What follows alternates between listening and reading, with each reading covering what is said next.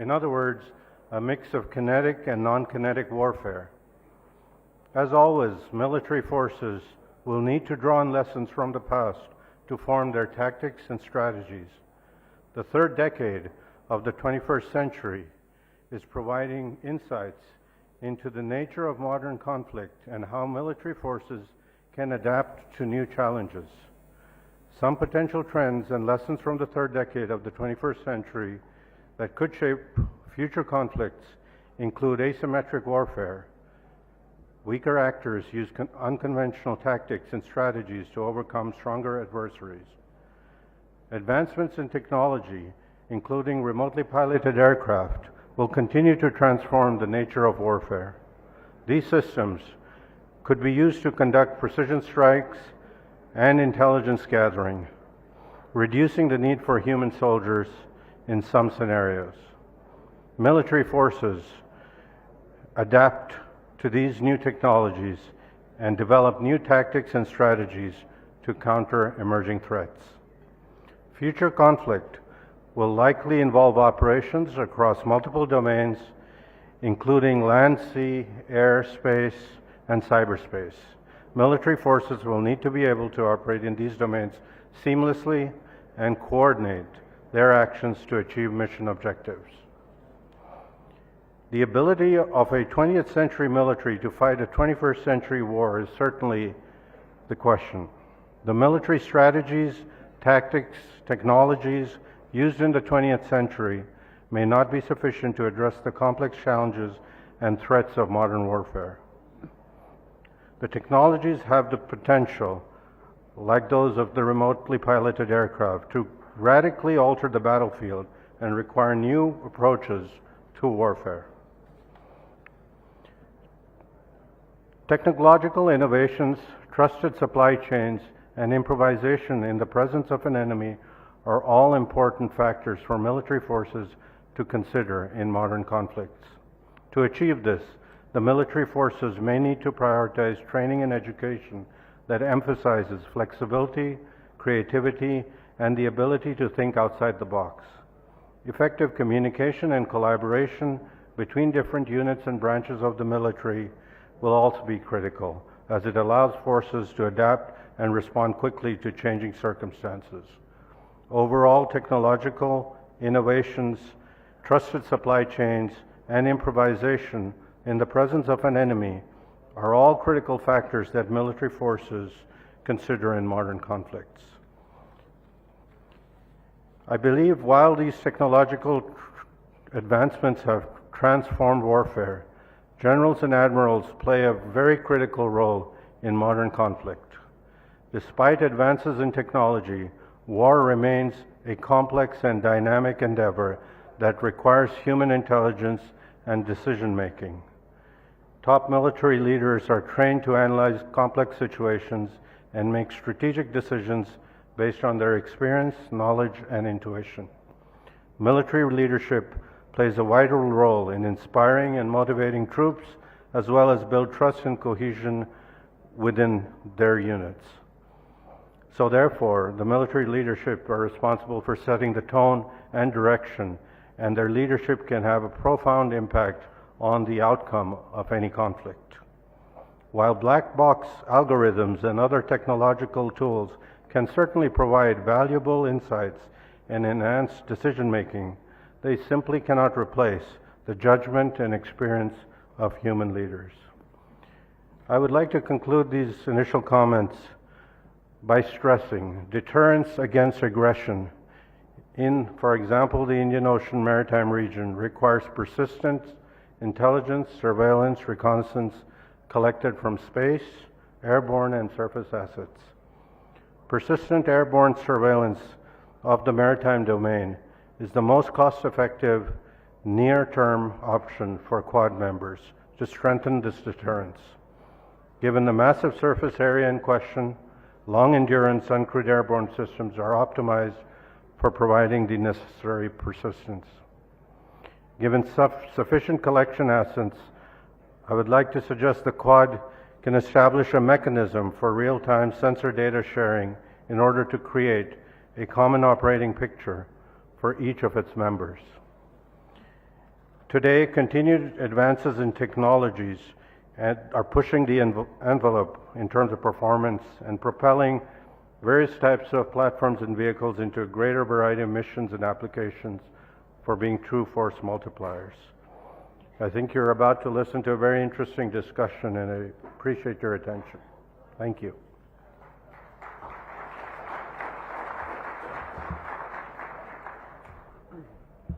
Thank you, Dr. Lal, for that. If I could now invite the panel on stage. That's General Koji Yamazaki, Chief of Staff, Ministry of Defense in Japan; Admiral R. Hari Kumar, Chief of Naval Staff, India; Admiral John C. Aquilino, Commander, U.S. Indo-Pacific Command; Admiral Sir Ben Key, First Sea Lord and Chief of Naval Staff in the UK; Vice Admiral Angus Topshee, Commander, Royal Canadian Navy, Canada. And the session is moderated by Beck Shrimpton, Director, Australian Strategic Policy Institute.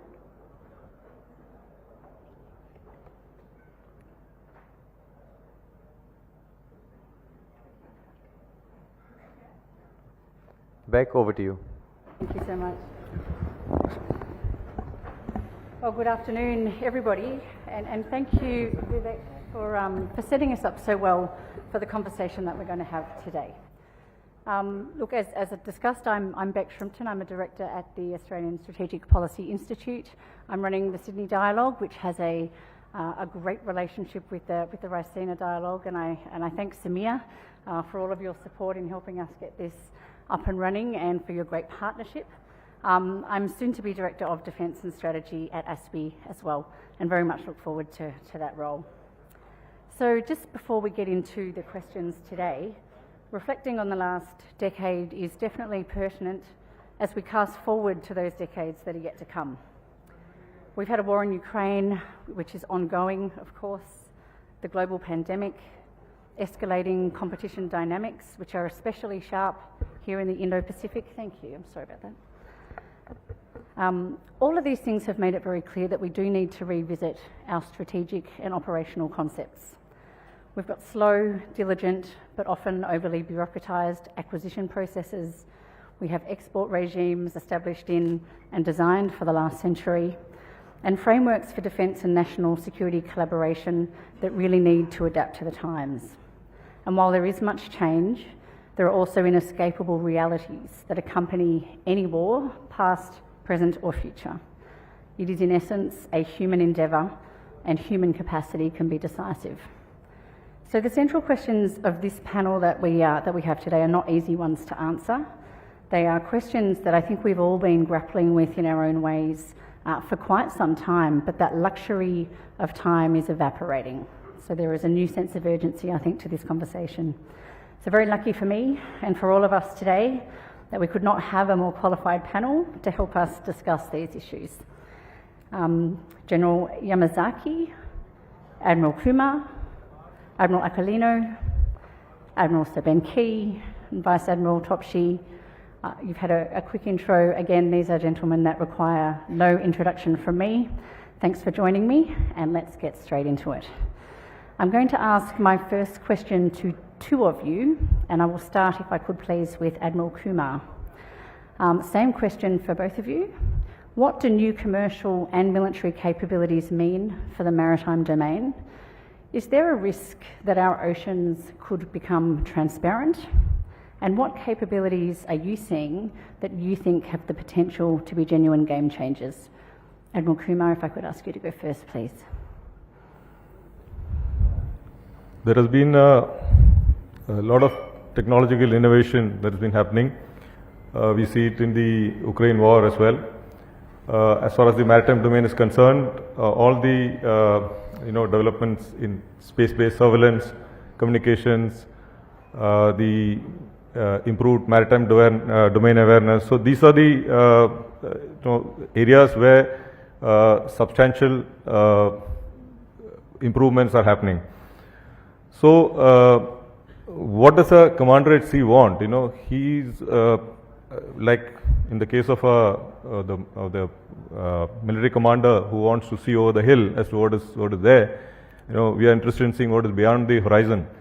So for that, all, we find a host of technologies that are available now in the commercial field, be it AIS, be it, long range IT and space-based surveillance, electro-optics, and LND. So all sorts of technology is now available, and this helps you in developing a picture at sea. Now you may ask as to whether is it going to make it completely transparent so that you're able to have a complete picture.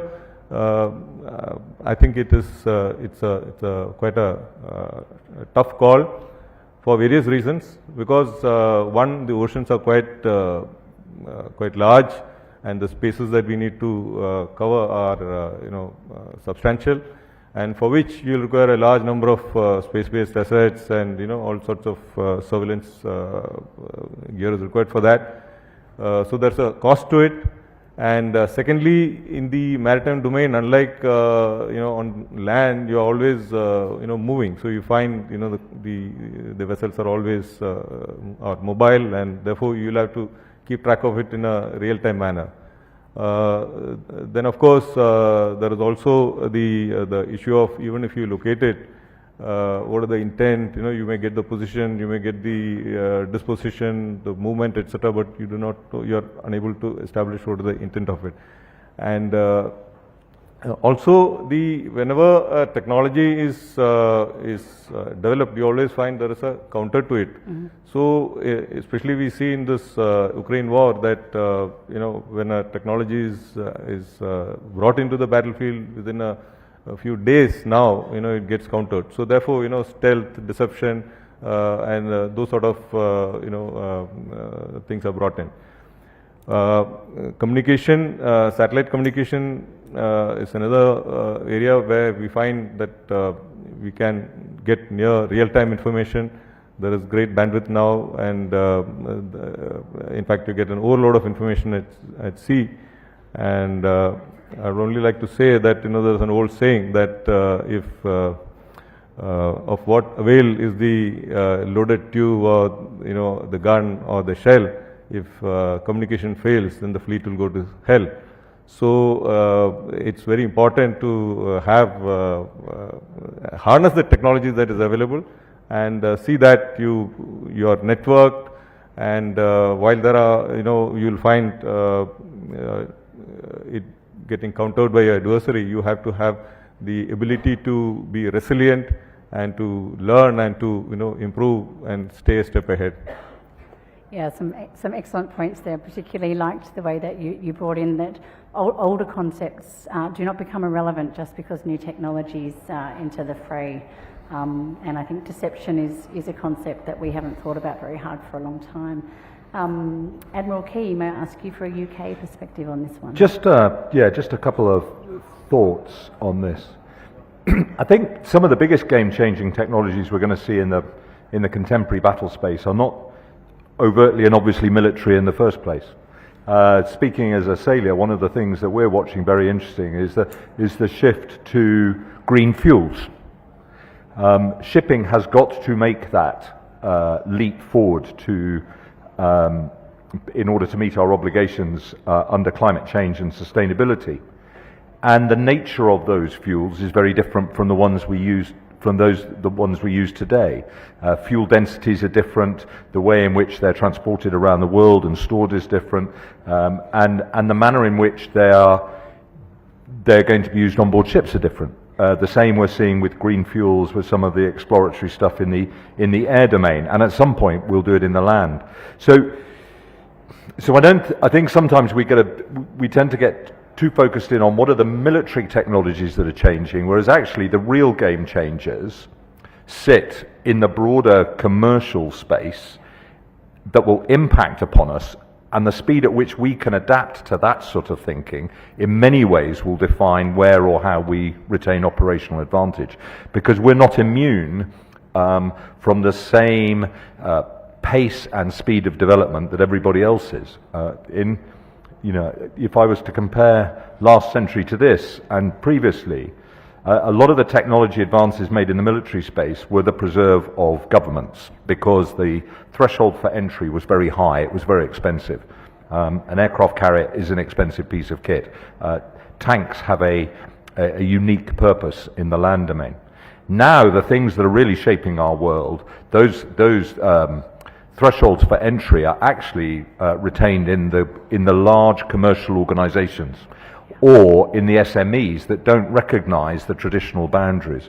And so for us to shift our mindset into that area will determine the sorts of technologies, I think, that will most affect whether or not we can continue to prevail in the contemporary battle space.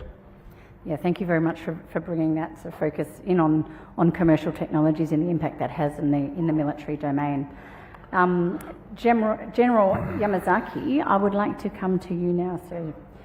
Do you think that we need to assume that there's a possibility or reality that all military communications can be intercepted, interfered with, and potentially even manipulated for operational effect in conflict? Is that the case already? And are we too reliant on technology at the moment in military operations? いただきましてありがとうございます。 Well, first of all, thank you very much for asking that question. 現在のですね、現在のこのバトルフィールド戦いというものは、今まで伝統的な従来領域である陸海空の領域に宇宙サイバー電磁波のまた認知領域の戦いも含めたこのクロスドメインのマルティラテラルのドメインの戦い方になっております。The battlefield right now, it is adding to the traditional, conventional domains such as land, sea, and air. Now we're in the outer space, cyber, as well as electromagnetic spectrum, and then cognitive domains that we are actually engaged in. Therefore, warfare is now becoming more cross-domain and multi-domain. その作戦を遂行するための指揮通信の確保というのは極めて重要であります。その一方のところで、このアドバンサリー側から見ると、それを通信を傍受したり妨害をしたりということが、当然考えられますし、現在もサイバーのアタックも含めて行われていると認識しています。So, in that regard, to operate in those all domains, C2 system and then military communication is critically important. Therefore, obviously, our adversaries is actually conducting the interception as well as the interference already, and then including cyber attack as well. 宇宙の領域につきましても、宇宙のサテライトを使用したこの宇宙領域を活用したこのコミュニケーションの活用というものがとても今は重要になっていますし、その宇宙の領域においてもそのような傍受であるとか妨害であるとか、さらには物理的な破壊ということも行われているかもしれません。So, in outer space, now we're making full use of the outer space domain, including the satellite and so forth. And then those communication in the outer space is becoming increasingly important. So adversaries is actually conducting interception and then interference as well. And they're also, I believe, intending to physically attack and destroy the satellite as well. これから重要なことは、指揮通信はさらに重要性を増すということであり、また我々についての防衛力もその分野について重点的にビルドアップしていきますけれども、この技術を使いながら保全をしていく、またリジリエンスを保っていく、どんな状況においても指揮通信が確保する手段を確保し、そのような防衛力整備を実施をし、フィールドで活用していくということだと思います。So, Japan has put emphasis on the further expanding our and then enhancing our capability and capacity and the C2 system and then military communication. That is becoming increasingly important. Therefore, we will build up tremendously in this technology. And then as we are enhancing that capability, it is important to also ensure the security as well as resiliency That means we must ensure all the military communication system in any cases that needs to be functional and capable. And as we're making full use of such kind of technology and C2 capabilities, that we're enhancing our own defense capability and capacity. Thank you. Thank you. Excellent. Thank you so much. Resilience and redundancy are really key words as we think about all capabilities, but particularly information ones. Vice Admiral Topshee, can we trust the information that we're getting, and how secure are our comms and our information networks? So I would agree with the General that I think the history teaches us that our communications can be intercepted, and we should never assume that they're completely secure. I think the other thing is that we have achieved the remarkable feat of simultaneously over-classifying information and under-classifying it. We have a tendency to make everything, put it at the highest level of protection and make it extremely difficult to declassify and share with our allies and partners. And at the same time, when you look at our logistics information, a lot of it is unclassified and with big data can easily be aggregated. I also don't think we've put enough thought into exactly the question of spoofing and deception, and so because we will default to trusting in information if it appears to be coming from a correct source. And so today, and what differentiates the human from the algorithm is we have to be willing to step back and say, why do I believe this? Is there any reason why I should doubt it? And how am I sure that this is correct? And again, back to the long-standing principles of mission command. Yeah. Do I understand my commander's intent? And when I get information that seems to be against that or doesn't seem to be achieving our aim, how do I question it effectively and be sure that it's accurate? Yes, superb. Thank you. That's excellent. Admiral Aquilino, I think you thought you were getting away with it there for a while and flying under the radar. But can I ask you to please explain how you are thinking at Indo-PACOM about managing AI-enabled autonomous and robotic systems in terms of operational decision-making? So is human in the loop the way to go, human on the loop, maybe more efficient perhaps? What's the right human-machine teaming approach? And then can I ask you to not only talk about the way that you're thinking about that, but the way that you understand that our competitors and potential adversaries are thinking about that too? Yeah, Becca, thanks.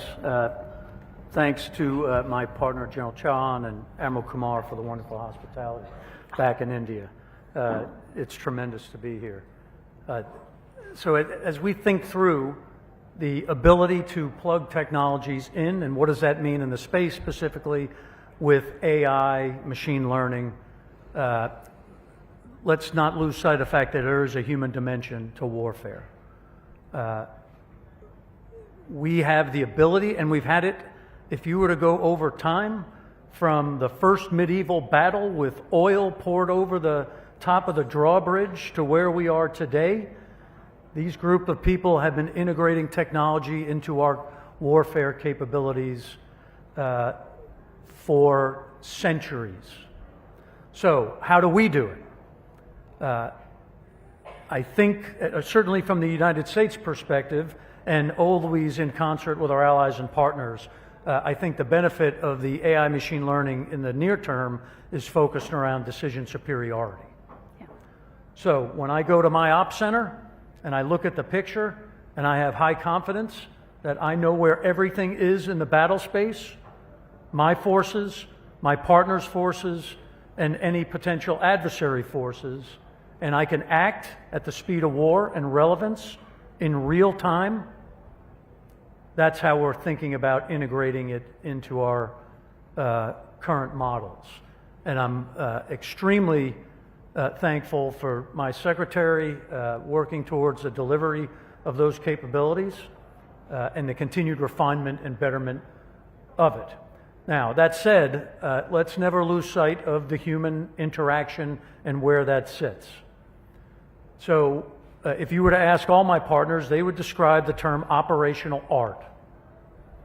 So when there's a problem that we have to take on, and we think through the various courses of action, what vulnerabilities exist, what advantages exist, and we develop our plan forward, boy, there's a real human piece to that, that we have not yet nor do I see in the near term that we'll be able to offload that to an algorithm or some other type of technology.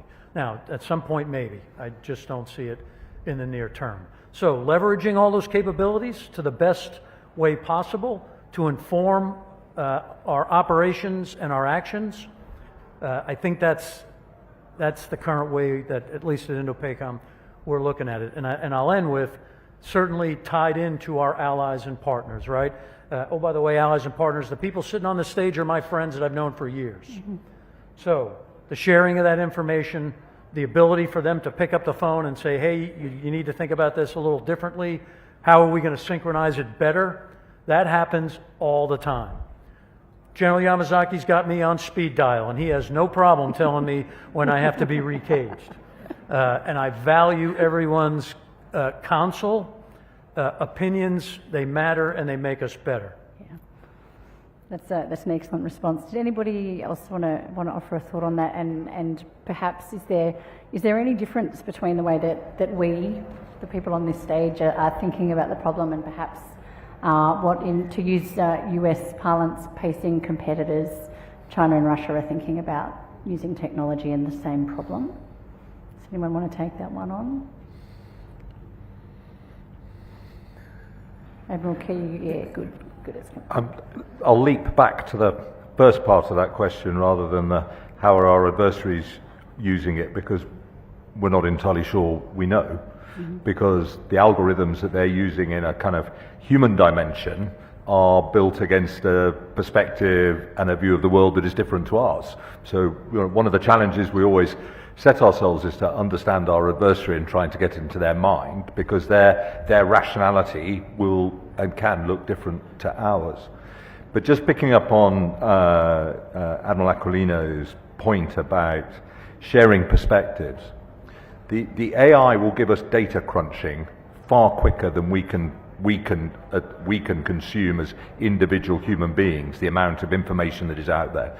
It can allow us to detect patterns, it can allow us to look for rustling in the leaves in a way that is so much harder for us to do as human beings.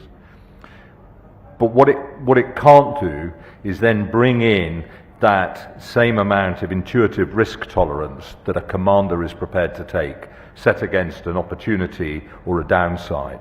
It can't very quickly judge, and you can see this from the way that the machine learning going into autonomous cars is taking this at the moment, that how it reads for the fallibility of other human beings, it tries to calculate that as a percentage odd. And that's all it can go on. Whereas what we're working on is relationships built over time and trust, built over time, founded on trust, which allows us then to understand that whilst the number might say this, we know that actually the instinct and the judgment is going to be over here. And until you've written an algorithm that can manage and reflect human emotion, then I think you will always find it very difficult to take a command role out of warfare decision making. Excellent. General Topshee and Admiral Kumar, I'd like to ask you both this question if I could. We're starting to see more agile coalitions and partnerships develop, and these are happening in both formal and informal ways, often built on common problems and shared interests, which seems like a pretty good response to a fast-moving and a changing world. Can I ask for your views on how you see the rise of minilaterals and these focused groupings contributing both to deterrence and to warfare in the 21st century? Yeah, so it's an interesting challenge, because Canada, as a country with a relatively small military, we're always working with allies and partners. And we have the full spectrum of alliances, from the only binational alliance in the world in NORAD through to a series of almost ad hoc exercises with the Japanese Maritime Self-Defense Force and the Indian Navy. So I think what's absolutely important is the opportunity to interact with other navies, to understand the differences in language, that even if we share English in common, we can still fail to communicate. And when you add an extra language, it becomes even more difficult. Yet fundamentally, naval operations are the same. And so I think as we go forward and we try and think through what does deterrence look like in practice, it's the proven ability to actually get together as navies from perhaps as few as 2 nations, but ideally more, and demonstrate that ability to work together, to develop a shared understanding of the situation, and most importantly, picking up on the last 2 points, the confidence that we should speak honestly to each other, and when someone says something that we just don't think is right, we're willing to say, yeah, I don't agree, I have a different perspective on that, and listen to each other so that we actually develop the best understanding of the situation. Excellent, thank you. Admiral Kumar, could you please add your thoughts from an Indian perspective? You've certainly been growing the number of partners that you're working with. How are these contributing, and what is your perspective on how they contribute to deterrence and potentially to the conduct of warfare? Yeah, sure. You're aware that in the maritime domain, the challenges are just not traditional or non-traditional. It is also a problem for all of us. It's transnational, I would say, and therefore the challenges cannot be addressed individually by any nation. So therefore there is a need for cooperation, and in fact the US Navy in 2015 had talked of 1,000-ship Navy, including all the friendly partner navies coming together. So that is something we in the maritime domain always look forward to find how to cooperate, how to work together. So while doing this, I would say that today we are looking at issue-based convergences. So we may not agree on certain things, but we'll agree on many other issues. So therefore we come together on those matters. For example, India's we come together on the climate change matters. All of us don't, but when we do come together, India is leading the International Solar Alliance and so on. So the same way we are looking at regional solutions to regional problems.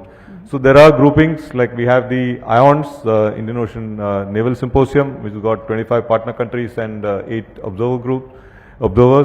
Also there is the Colombo Security Conclave, there is the Goa Maritime Conclave, and so on. So when we work in smaller groups, it serves a lot of purposes. For example, it generates a lot of trust amongst the partner countries. Then you work towards building capacity. It results in increased interoperability, better domain awareness, regular engagements, and all this is what finally leads to maritime security. So there's a saying that a rising tide lifts all boats, and so therefore we look at prospering together. India as a country looks at everybody in the region prospering together. So therefore we work on the principle of the 5 S's. We say Samman, which is respect in Hindi.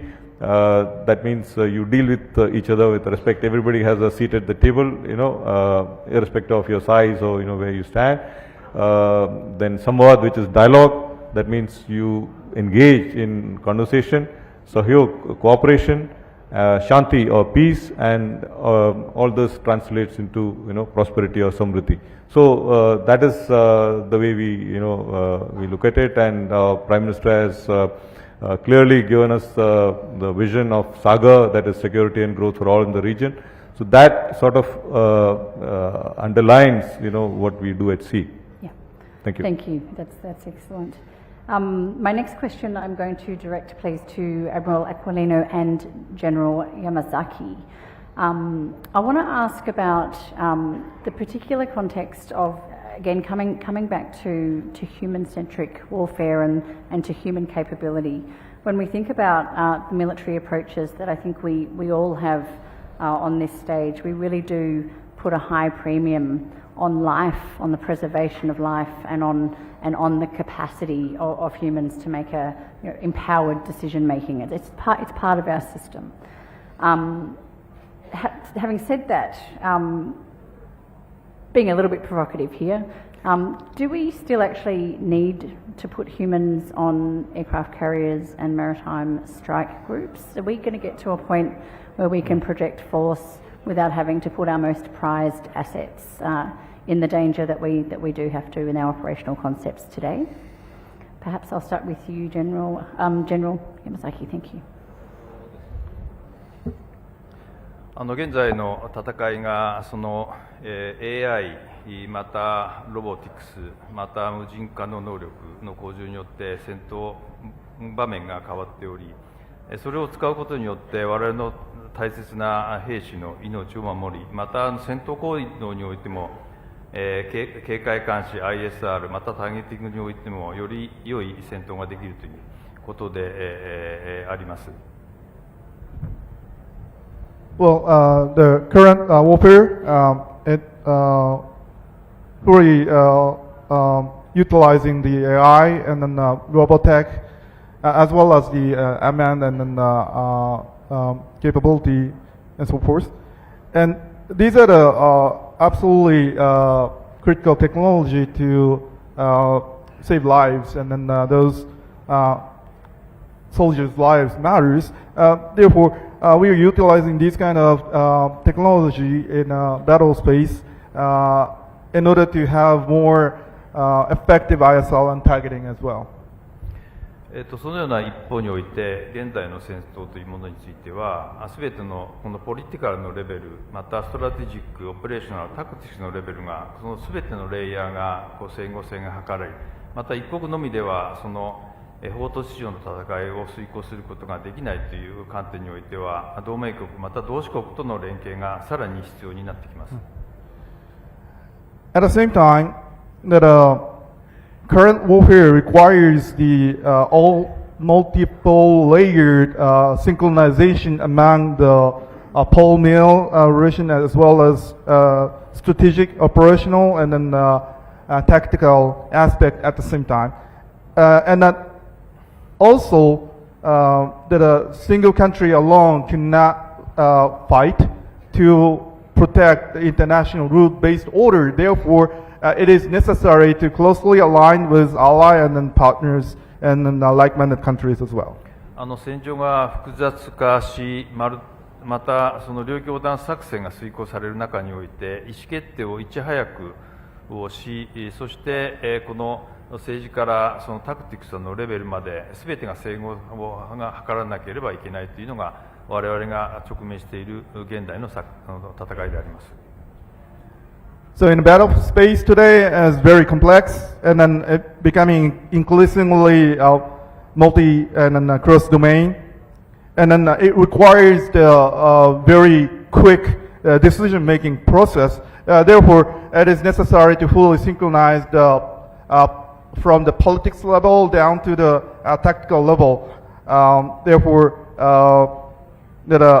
this kind of synchronization is required in our battle space now.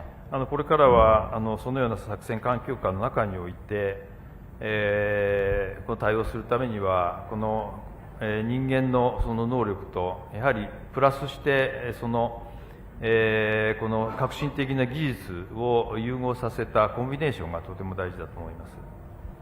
Therefore, in such a complex battle space and an operational environment, obviously human capacity and capability matters. However, we need to obviously adding the all those innovative technology to allow us to effectively conduct these kind of operation and capability to be fully utilized. 最後に、そういう面におきまして私はトム幕僚長としてですねとても大事なこの同盟国また同志国キャンベル大使もそちらに座っておりますけれどもこの同志国との連携というのを常にコミュニケーションを取っています。And also, as the Joint Chief of Staff of Japan's Joint Staff, that I put utmost emphasis on close alignment with ally and like-minded countries. And here in this venue, actually, my one of the trusted counterpart, General Campbell, is here. So I always consider that close communication with those counterpart and network of our level is very much critically important. 最後にその分野とやはりクリティカルな革新的技術を導入をした AI 化、ロボット化、アンマンドの能力の構築にも重点的にこの防衛力整備をしたいと思っています。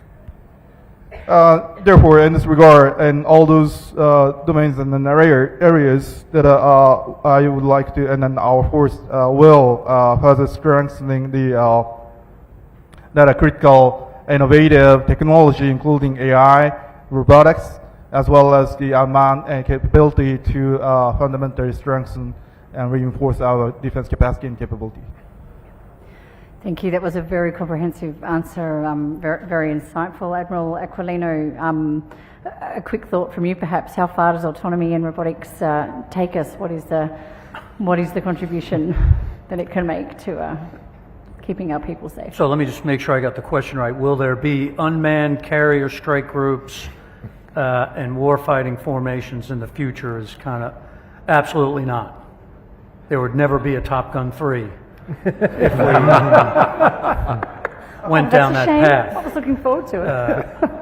So while there's a technology piece of that, there's a cultural piece of that, there's a command and control piece of that.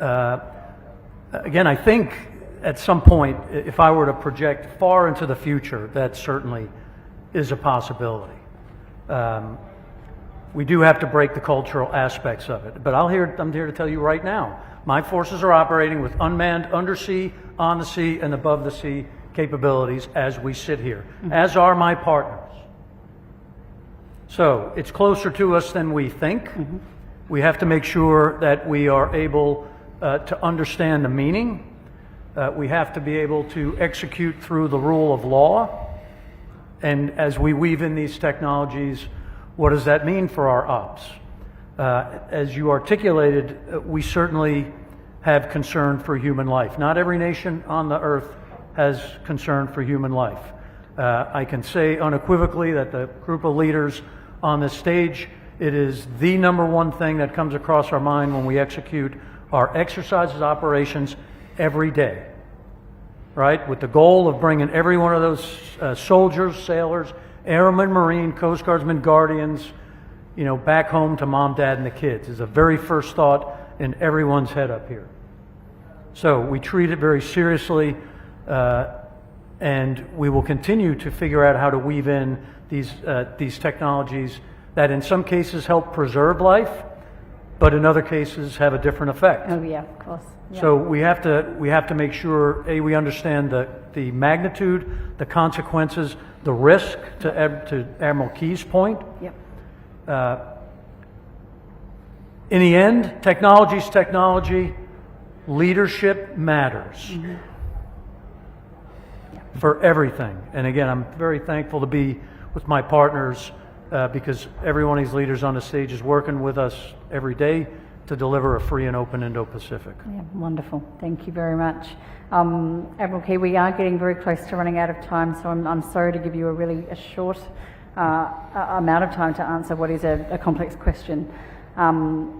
It's clear that we do not have the industrial capacity for large-scale warfare that we might need, and we might need it sooner than we want to face that.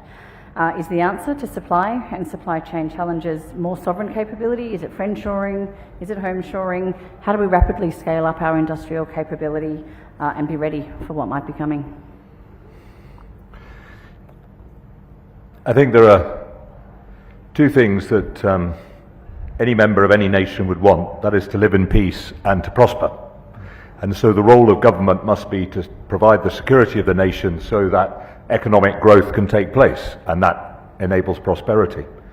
And if peace is assured, then there are a number of economic models proven over history that will allow prosperity, much of which is detached from the role of government.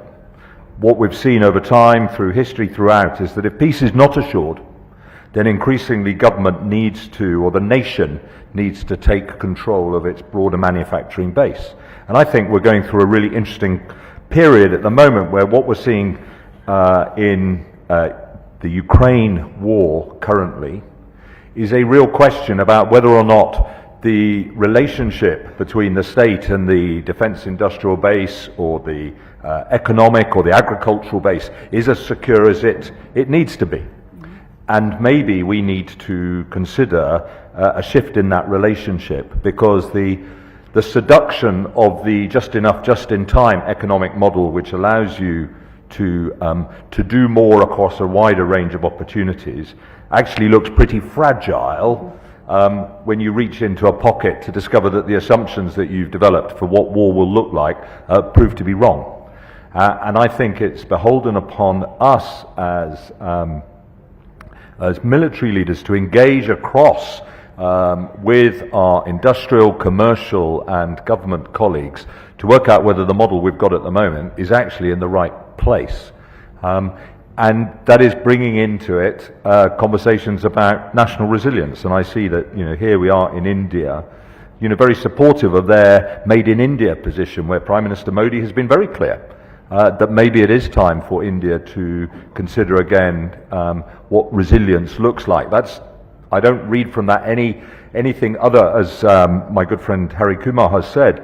India is reaching out for partnerships, but it is also making sure that it is personally resilient.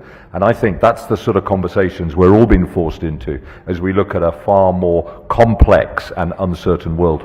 Wonderful, excellent answer. Thank you so much. We are extremely close to being out of time, but can I throw, please, to the young fellows, Raisina, young fellows, and just take one question, I think perhaps for our panel. Very much to the panelists. I have a question on critical undersea infrastructure. So roughly 95% of communications and data travels through undersea cables. And it's a really complex field, with cables being owned by a combination of private and state-owned entities. So we wanted to ask you about the options for cooperation on protecting such infrastructure. What are your views on the viable fora for cooperation regionally and globally, and especially considering the heavy investments of actors such as China in strategic locations, such as Gwadar port in Pakistan, for example? Who wants to give a chance at that one? Or should we take another question? I think we should take another question. One more, yeah. Yeah? Let's go one more. Thank you very much. My name is Katerina Kritisova. I work at the European Leadership Network in London.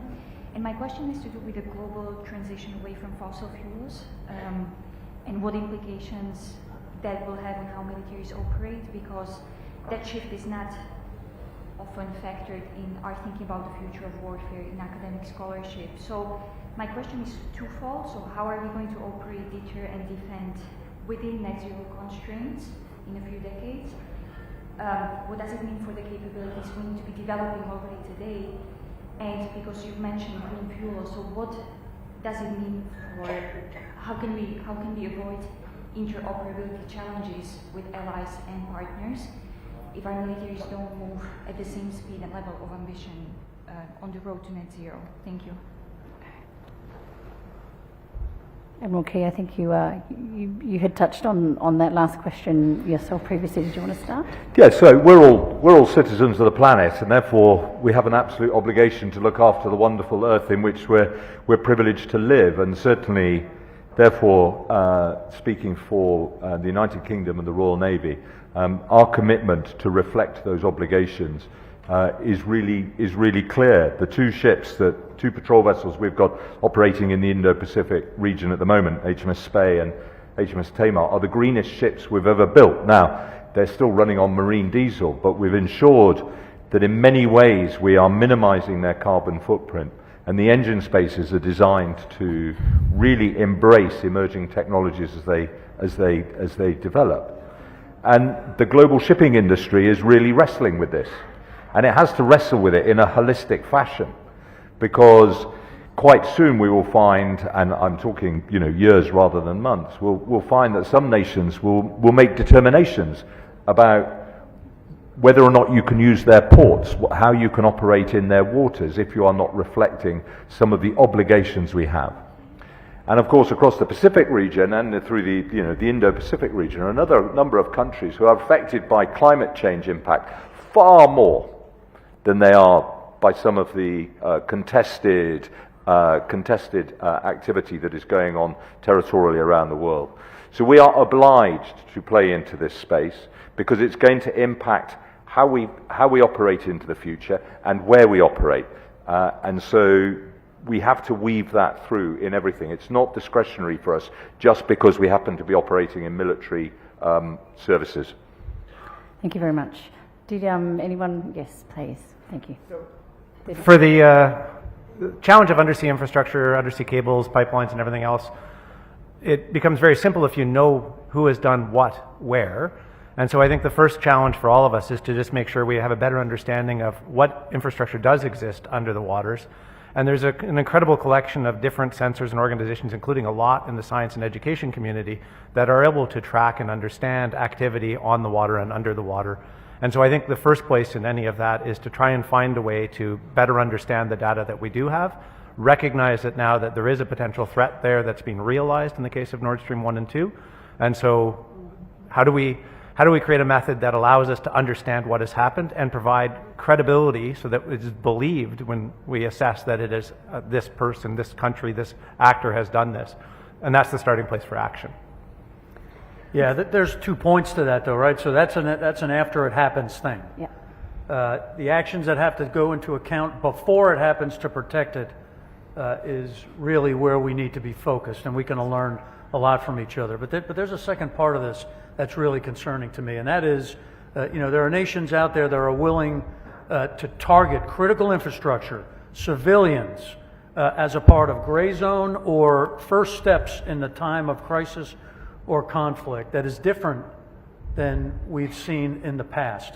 And we need to understand that that's a possibility, whether it's shutting off water, taking other actions against our population's critical infrastructure, fuel distribution. Again, there's a long list. We ought to understand that there are nations out there willing to target and take action against our civilians as a part of their plan. Yep. And that's concerning to me. So I think, like everything else, our teams working together, we can put in place resiliency, redundancy, flexibility, and protections to ensure we're protecting our people. Yeah, well, that's a terrific place to end. I am so sorry that I have been a terrible time manager. I probably made you all late for lunch, but please thank this wonderful panel for a great conversation. Thank you for your frankness.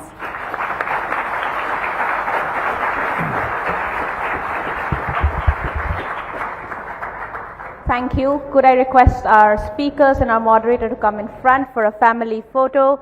For the rest of you, please move to your